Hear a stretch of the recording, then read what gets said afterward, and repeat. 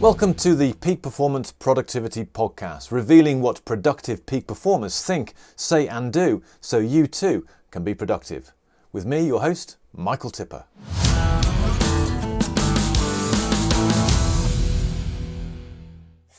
Now, my guest today is, in his own words, a usually successful entrepreneur who currently runs the fastest growing online community for CEOs and leaders of remote, co-located and distributed companies.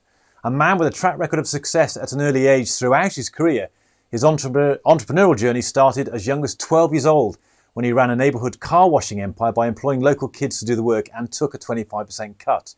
He officially started work as a trolley boy with Sainsbury's and quickly rose to managing a team of 28 when he was just 17 years old.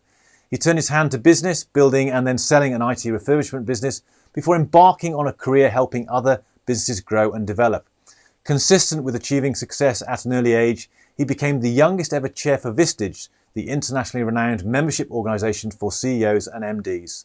The co-author of the Check-In Strategy Journal, he now guides business leaders to understand it's not what you know, but who you know, and more importantly, who they know that counts. So it's a delight to welcome the man they call the introducer, Adam Harris. Adam, welcome to the podcast. Thank you very much.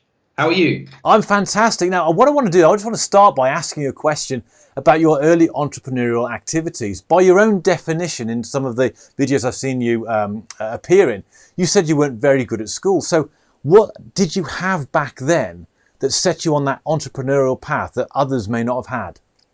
So I think the thing for me, Michael, is that I always had this inquisitive nature, this ability to just be able to want to ask questions to find out more. And whilst I was frustrated in my early days in kind of just getting responses from both teachers, parents, religious leaders, I just consistently was just asking questions. And that's just something that stood by me throughout my whole career. So a question attitude, just asking why and how. Yeah, just and not settling. I suppose some people have heard that kind of the concept of asking kind of the 5 whys. Right. So somebody gives you an initial answer and then you say, yeah, but why? And then you get a deeper answer and then you go, yeah, but why? And you just kind of almost peeling away the onion to kind of really get down to the core of what's actually going on. And that's either kind of internally or with the situation or the issue or the opportunity. And have you found that questioning attitude continued throughout your business life? Yeah, and it probably wasn't until about 5 years ago that I realized that I had this real high skill level for just kind of laser beam questions in kind of being able to, in a position of kind of as a coach, as a non-exec or as a board member, is just being able to kind of really hone in, listen, observe, pick up on the energy as to what people are saying, but sometimes more importantly as to what they're not saying.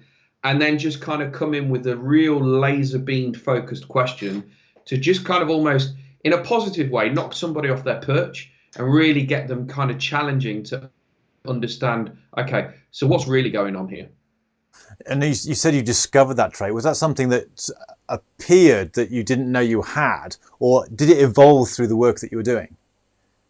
So on reflection, it's always been there. And you know, when I kind of joined Vistage, the kind of organization for coaching and mastermind groups for CEOs, I kind of honed and polished the skill over a period of time. And, you know, kind of, I suppose you don't know what you don't know.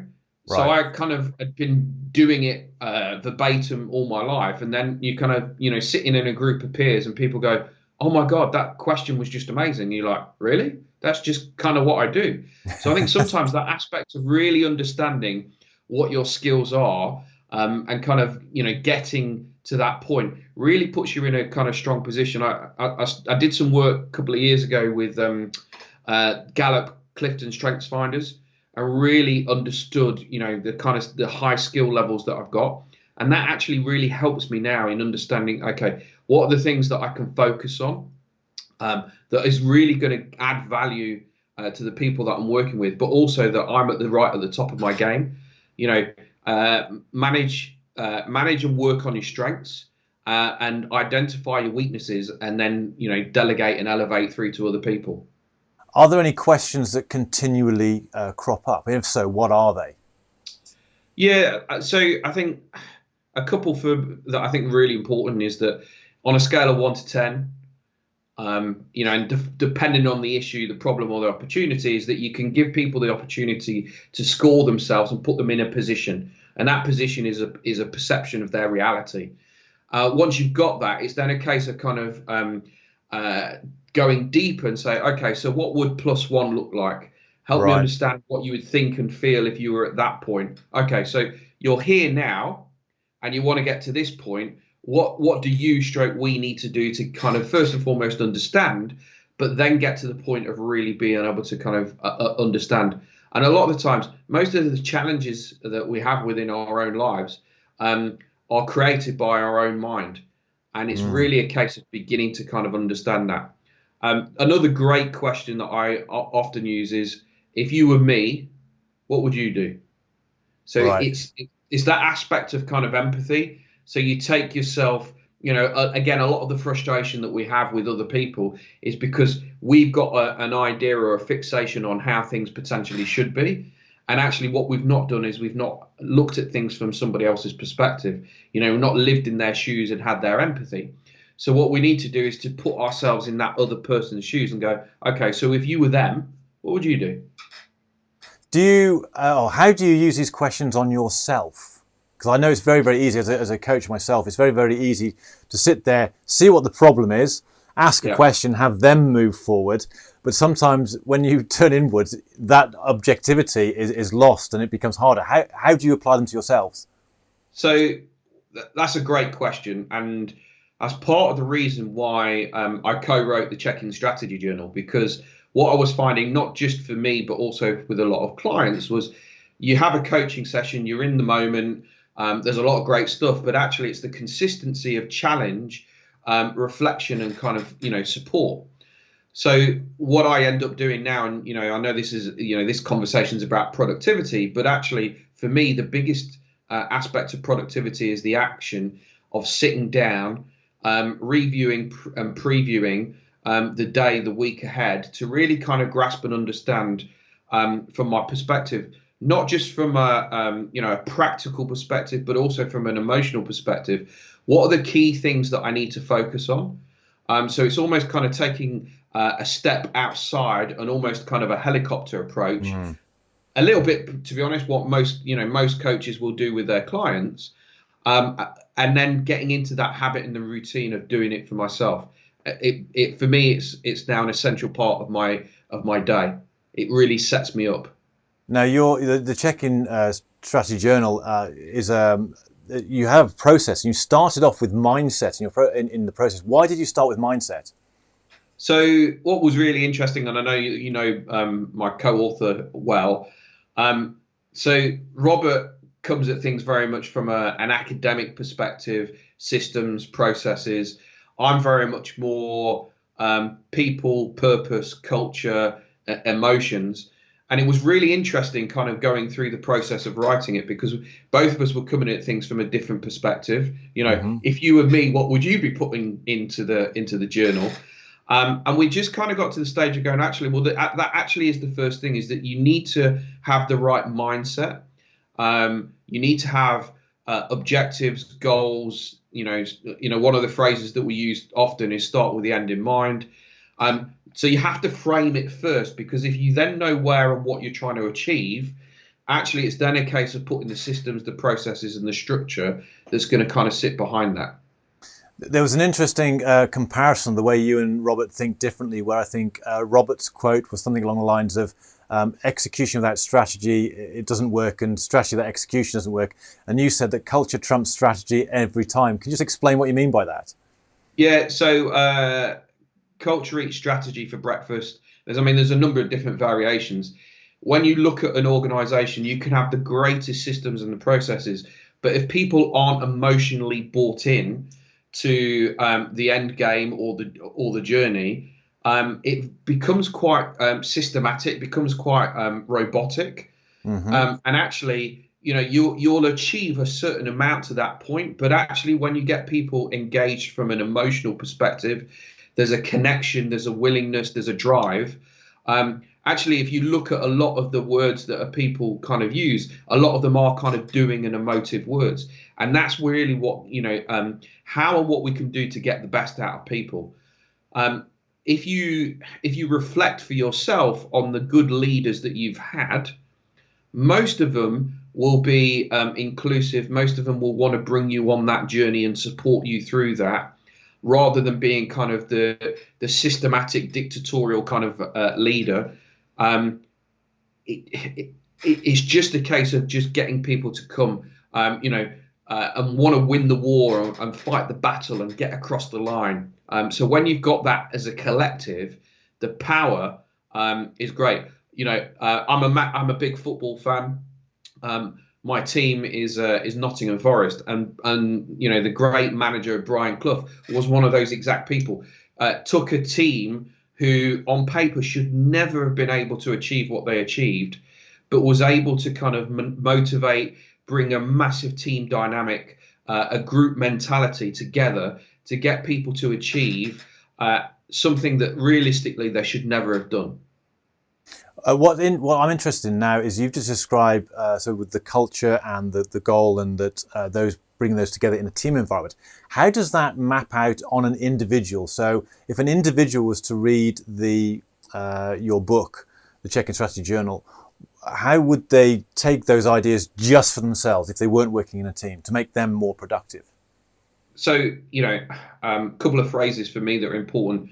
Our body and our mind will take the path of least resistance. Mm-hmm. So we're and a couple of people disagree with me on this, which is fine, but we're fundamentally, as human beings, we're quite lazy. We want to take the easiest route through. So we've got to find the systems, the processes, the things that are going to get us to do the things that, yes, we want to do, because those are the easy things, but actually the things that we need to do. How and what is it that we need to put into place individually? And from a productivity perspective, it's different for each individual person. The second quote for me is, our thoughts are only our thoughts unless they're verbalized or written down. Okay, so we all have this inner voice, this inner monologue. There's a lot of research that's done on it. So how do we process that individually to work through to, instead of just thinking about it, is to get to the stage of just doing it? And the concept of kind of journaling and writing down, not for everybody, but for some people really, really works. Some people prefer to, their consumption of information. Some people prefer to read. Some people prefer to listen. Some people prefer to watch. Or some people prefer to do. So I think for me, the important thing is that you've got to understand what are the things that are going to just jolt you and just going to move you from where you are to getting you to do something differently than you're currently already doing. And that's the big thing. I don't think there's no right or wrong answer for anybody. It's just trying differing things. I think that was the biggest lesson for me, is that I used to think that my way of doing it, if everyone did it my way, then everyone would get the right results. Or I would see something I'd liked and I couldn't understand why anyone else didn't like it. So I think this, the thing I've started to learn is that it isn't so much about the tactics that you apply, but the strategy and philosophy of wanting to get better and finding your way to that is the way forward. And something you mentioned there about this fact that we will take the easiest route. I was talking to someone, Gavin Ingham, you may have come across him, a great sales trainer, and he was talking about the importance of systems, is that they're there because it means that we'll do what we need to do when it needs to be done. If we don't have a system, we're at the whim of our emotions, which will pick and choose the best thing for the day. Yeah. So you've worked a lot with organizations and people in businesses, and you've helped guide them through to be more effective and, I suppose, more productive. What does productive look like for you personally, is the first question. And then from the people you've worked with, what traits have you seen that would define what productive looks like for all the business leaders that you've worked with? Okay, so unpacking those couple of questions there. So well, I think a couple of big questions there. I apologise for that. Yeah, no, start with yourself. So I think a couple of things for me. I think what's really important is that there has to be an understanding that each person is different, and the motivations behind somebody's willingness to do or not do something is going to be different. So actually, first and foremost, I think it's important to understand that. I think the second thing is that if you're looking to build an organization that's for growth, is that you have to standardize your systems and processes. You have to get a level of consistency. You can't have a situation where everybody is going to do something differently, because the reporting metrics of which you're going to do, the financial world dictates that, it's kind of got to be one system for all. So, I've seen a lot of the cases where you've had a really successful small company, and they then get to the stage that they've then got investment and they want to go from a high growth perspective, and the values that they've got to that point kind of dilutes. So it's kind of this constant battle between, we are who we are and we've created what we've created, but now we've got Big Brother who's telling us that we need to be doing this, and this. So I think it's really important for the founders and the owners to be really quite clear as to, okay, what's important to them, and kind of then to get to the point of putting the right things in place. And part of that is actually to identify that the people that we're going to have on the bus might not necessarily be the right people. So if you kind of imagine, if I was going to go on a journey from where I am in New Zealand to come and seeing you in the UK, and I have my team with me, there has to be an appreciation that some people on that team will get all the way there, because they're going to adapt, they're going to change to the environment, the circumstances, the productivity, the reporting, etc. that's going to be needed. There'll be some people who will only get as far as the first stop, because actually their skill set, their capability is not going to be what's needed to move forward. And actually there'll be some people that you'll turn around and realize they don't even have a ticket. And you kind of look and you wonder, how the hell did they even get on the plane in the first place? So, I think one of the challenges is for a lot of organizations is that there's this, the emotional level gets in, quite rightly slow, dictates some of the decisions that we make. And actually what you really need to understand is, who are the people, what are their skill sets, but also from a productivity perspective, what is it that we're looking to achieve? And that kind of seesaw approach is something that is always going to change and adapt as the circumstances and the situations change. Look at the situation at the moment with what we've got going on. Some people are absolutely embracing the concept of working from home, and they're becoming more efficient, more effective. And some people are just absolutely struggling. It's causing them great grief, anxiety, and mental health issues, because they're not used to it. So you've just got to have that awareness. Yes, there's the systems and the productivity, but also it's married with this seesaw effect of the emotions and how it affects people. How would you define productivity in the work that you do? So if you look over your a week, for example, what do you look for that says, yes, I've been productive, or what says to you, no, I haven't been productive? How do you measure that? So one of the things that we put in the journal was, what's the one thing that is the most important thing that I need to do today, that by doing it will make everything else more effective and a lot easier. So if I just do that one thing each day, and sometimes, it's something I don't want to do, it's not my natural standpoint, the concept of eat a frog for breakfast, all of that sort of stuff. But, if I've written it down, that means that I'm committing to myself to achieve it. I would reckon 80% of the time I do it. And if I don't do it that day, it's like I'm sitting there and I'm reflecting and going, okay, so you knew that was important. Why have you not done it? What's stopping you? And there's something in here, and obviously something in here that stops us doing things. Some form of conflict. Absolutely. So it's the constant challenge of self that gets us to do the things that we need to do, not necessarily what we want to do.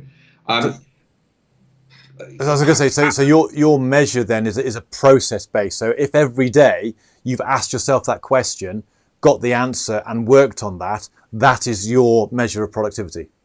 Yeah, I think the other thing for me, and you know me well enough, Michael.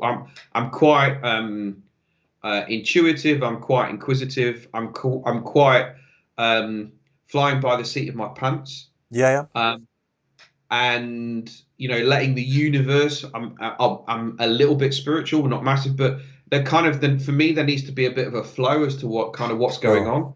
So I'm not going to have full stringent, between the 9:05 and 9:07, go and make a cup of tea, the full mapping out.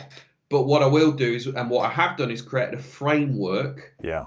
which gives me some challenge and some structure around what it is, to challenge my mind, and then give myself permission to kind of go, okay, do you know what? Actually, it's important that I don't have a huge restriction, because that does not how I work best. So it's taken me a number of years to kind of get to that point. I look in awe at people like you and somebody else we know, Chris Payne, who is able to kind of understand to the minute as to what's going on or what needs to be done. That kind of fills me with kind of fear and dread, and makes me feel kind of quite hot under my collar. Um, that's not to say that I couldn't do it, but it's and I'm constantly evolving.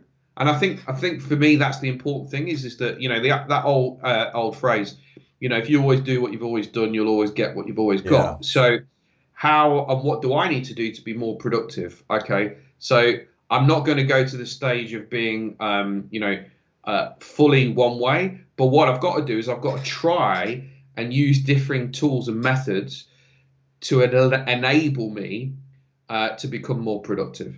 Well, I think we've both shared the same journey of coming more to the center, but from completely different ends of the spectrum.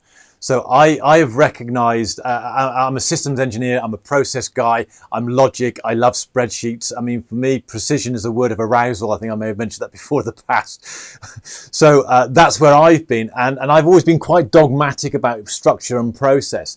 And what I've realized is that that is far too rigid. And actually, there's a brittleness about that that means that they can fall over quite quickly when you do need to flex. And I suppose my growth has been, as I move more towards the center, closer to where you are, is that flexibility is needed that rounds off what I've got in terms of rigidness, and makes life a little bit more enjoyable as well, and also gives me the flexibility, and actually I can flow better. And I think from the other perspective is that I think so people like me need more of the creativity and the flexibility that you can bring, but I also think there's people like you also need a little bit of structure, as you have said. And I think it's that the blend of both. It doesn't need to be 50-50. It just needs to be enough of the other side to allow whatever it is that is your way of doing things to be more effective. I completely agree, and I came across a business system about 4 years ago called EOS, Entrepreneurial Operating System. And a lot of tools in there are nothing new. A lot of people will have seen them before, but actually the structure and the process allows for consistency, accountability, and when you get those two things, actually what that creates is, and there's a great book called Traction by the founder Gino Wickman. What it does is it allows for both those sides. So it allows for the consistency of change, challenge, report, accountability in a weekly meeting that they call a level 10. So there's a structure that sits behind it, but it also allows for the creativity endeavor to allow for people to kind of play. And when you see, I've been implementing it for the last 4 years within organizations. And when you see the both sides come together and they've now got a common language that both of them are happy with, it's absolutely, truly fantastic. And the growth that has come with organizations that are using it is quite phenomenal. I think that's I've always sensed there's been an us and them with people who are at the different end of the spectrum to me. And for many years, I thought that my way of doing it was wrong, because it seemed that all the people I met who were at the other end of the spectrum had stronger personalities than me. And it was sort of like they always won the arguments. I always thought, oh, my way of working doesn't work, but I realised the value of that. Now, one thing I want to come back to is the one thing question you asked. So by having that way of measuring your productivity by saying, have I asked that question, have I done it? How do you gauge whether your answer to that question has worked for you? How do you improve the quality of the answer? What feedback mechanisms do you do to make sure that using that tool is more effective, is as effective for you? So great point. So what I do is I sit down and I just go, is that really the biggest thing I can do today that's gonna, the biggest one thing, or actually am I just, chickening out and making it easy on myself? Yeah. And look, some days there's times and there's other stuff going on where the one thing isn't maybe as productive as it could be, but then there's other days when I'm absolutely fully in the zone. I do something completely out of my comfort zone. In fact, I was having a conversation with somebody only yesterday. So I'd sent through a proposal of work. My natural style is, I'm quite easygoing. I'm quite relaxed. If you want to do business with me, great. But I challenged myself, said, right, the one thing I can do today is to contact that prospect and, ask them where they're at within the kind of decision-making process. So I picked up the phone and I just said, hey, Stuart, it's Adam. Just wanted to check in with you, just see where you're at. And he gave me the feedback. And then we had the conversation continued. He said, that wasn't, and he's a coach as well. He says, that wasn't comfortable for you. Why did you do it? I said, well, look, here's the thing is that I'm challenging myself to do something that isn't necessarily within my comfort zone. And he said, well, I completely respect you for it. So it's interesting, actually, when you kind of start doing something, is that I suppose it's like any other muscle. You start training to get to the stage of being comfortably uncomfortable. And it's a phrase that I often use within the coaching space, is that, we kind of need to expand ourselves to then kind of come back in and just, the plasticity of the way that the brain works and the way that our actions are. And I think for me, that's a fundamental thing as a leader of teams, of businesses, but actually of ourselves. We always need to be pushing, and it's not necessarily that we have to create that new consistency, but if it was easy, we would have already done it. Yeah, absolutely. And I think that my biggest lesson is I've often shied away of things that have felt uncomfortable because I felt they were wrong. And I think I've held myself back considerably because of that. And the fixed and growth mindset, I didn't realize I had a fixed mindset until I realized I had a fixed mindset. But then the shift towards the growth of getting into that discomfort. And now I'm starting to create systems that force me into doing things that are uncomfortable. Not necessarily big steps, but just little habits. And I found the systematic approach to doing that has worked really well for me. So I think that's a really interesting conversation around the one thing question. And I know the book, The One Thing by Gary Keller, is a great source.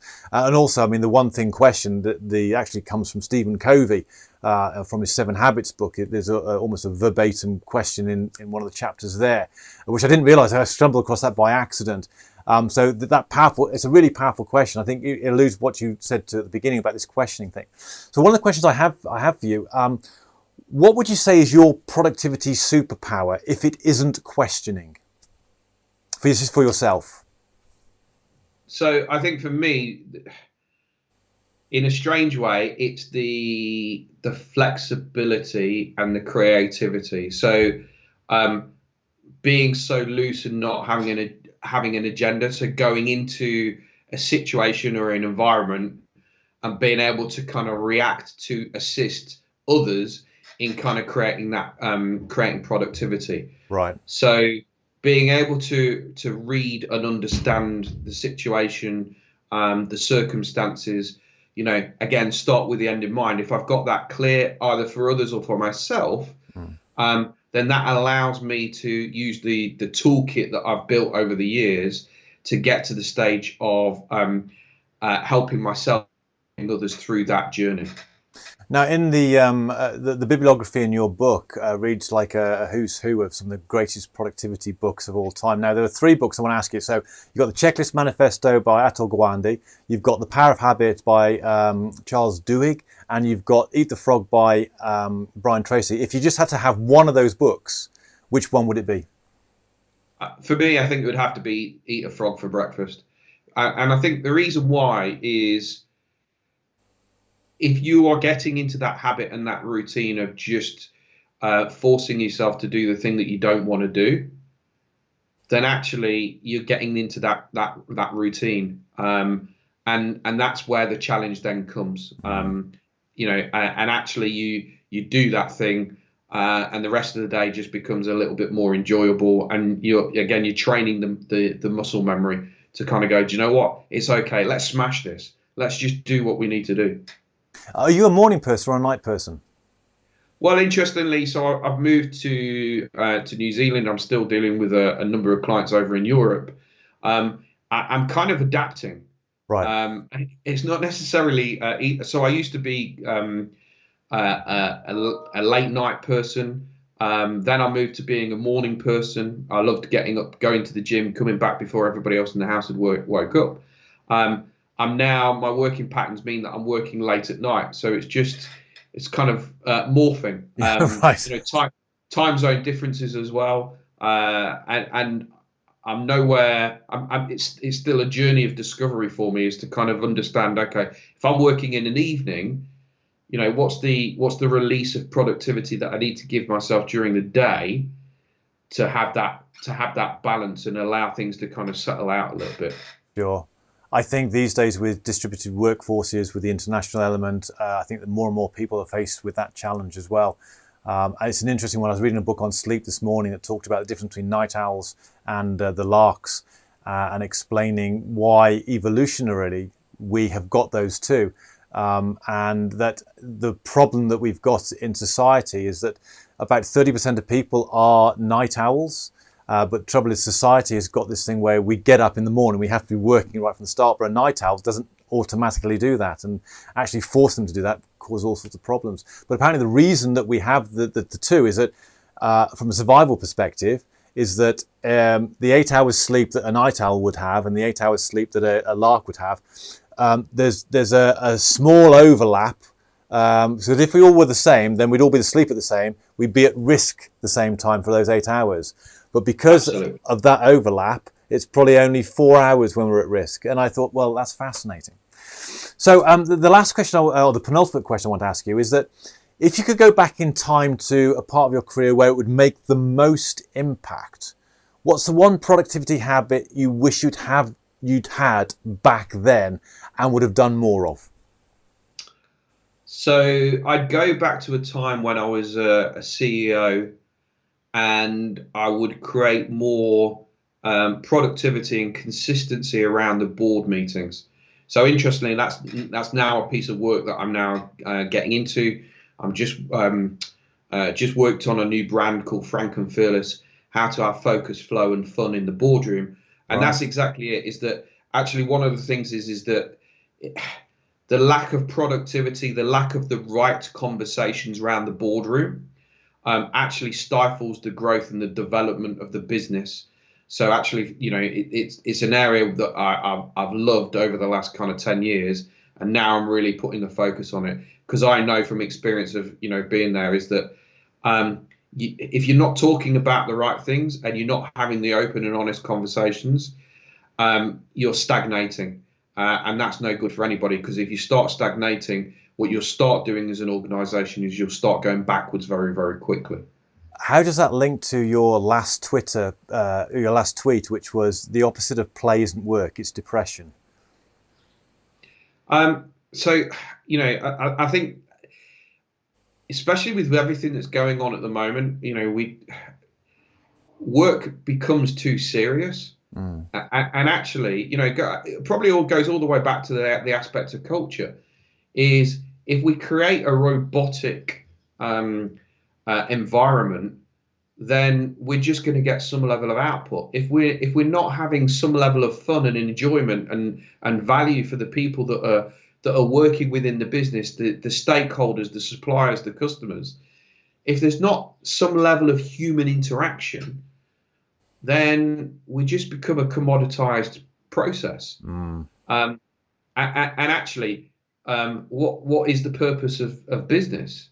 Yes, it's to create wealth for some, but actually it's the employment of people to give them stability, creativity, ownership, responsibility, and give them some exchange for monetary value that means that they can then live their lives.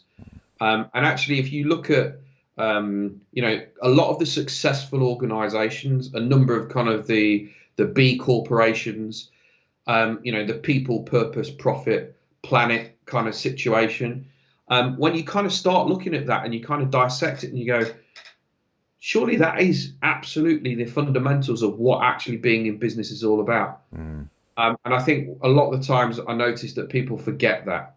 They forget, what is the reason why this business was started. Yeah, absolutely. And that's a great point to end this on. Adam, where can people find out more about you and what you do? So find me on LinkedIn. I've got a couple of websites, fresh-mindset.com, frankandfearless.com, or checkinjournal.com. And I'll make sure those go in the show notes. Adam, thank you very much for your time. It's been a great conversation. Really appreciate it. Pleasure. Thank you, my friend.